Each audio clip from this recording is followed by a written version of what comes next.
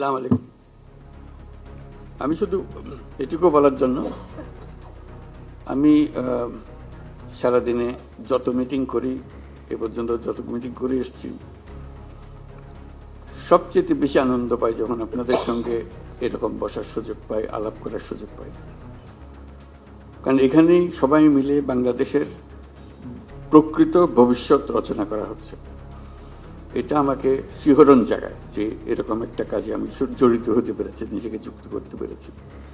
শুধু আপনাদের কথা শোনার জন্য, এটা কিভাবে আপনারা গাইড করবেন, কোথায় নিয়ে যাবেন। আমাদের উপর দায়িত্ব দেওয়া হয়েছিল সংস্কার করার জন্য। আমরা বুঝতে পারছিলাম না কোথা দিয়ে শুরু করি।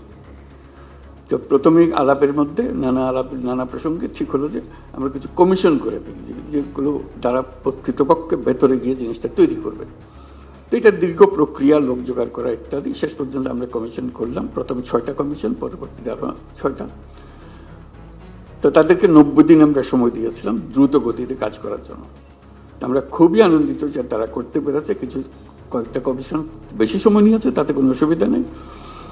এখন কমিশনের রিপোর্ট আসলো, এরপরে আমরা যে ঐক্যমত্য গঠন করতে চাচ্ছি সেটা কিভাবে হবে, সেটার থেকে একটা আইডিয়া আসলো যে একটা ঐক্যমত্য কমিশন বলে আলাদা একটা কমিশন করি।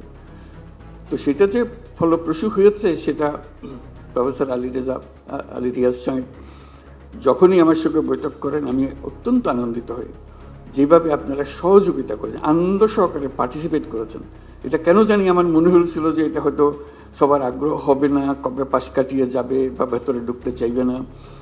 আমি অত্যন্ত আশ্চর্য হয়েছি এবং অত্যন্ত আনন্দিত হয়েছি যে কত গভীরভাবে আপনারা এটাতে গিয়েছেন। এবং শুধু ওনাদের সঙ্গে, কমিশনের সঙ্গে আলাপ করে না, নিজেদের ভেতরে আলাপ করেছেন এবং আন্তরিকভাবে বুঝে আমাদেরকে বলার চেষ্টা করেছেন, আপনাদের সঙ্গে বিতর্ক করেছেন কমিশনের সঙ্গে। এবং প্রতিবারই যখন প্রফেসর আলী রিয়াজ আমার সঙ্গে কথা বলে, উনি খুব উচ্ছ্বসিত হন। এটা আমাকে অত্যন্ত হৃদয়ে টাচ করে আমাকে, যে এরকম আগ্রহ নিয়ে সবাই যদি আমরা বসি, নিশ্চয়ই একটু ভালো কিছু এর মধ্যে থেকে আসবে।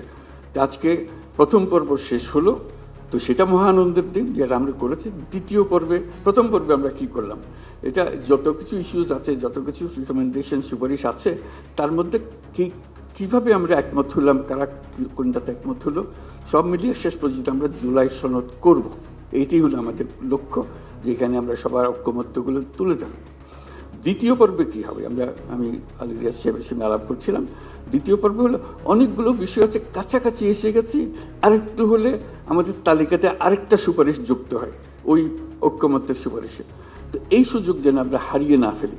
এই দ্বিতীয় পর্বের আমি যদ্দূর বুঝছি, প্রফেসর আলী রিয়াজ তার ব্যাখ্যা করবেন যে এই আলাপটা নিয়ে যেটুকু তফাৎ ছিল, দূরত্ব ছিল, সেই দূরত্বকে গুছিয়ে এনে যাতে আমাদের জুলাই সনদে বর্তমানে যতগুলো ঐক্যমতের বিষয় আছে তার মধ্যে যে আরও কিছু যোগ করতে পারে, দেখতে সুন্দর লাগবে। জাতীয় একটা সনদ হলো, অনেকগুলো বিষয়ে আমরা একমত হতে পেরেছি।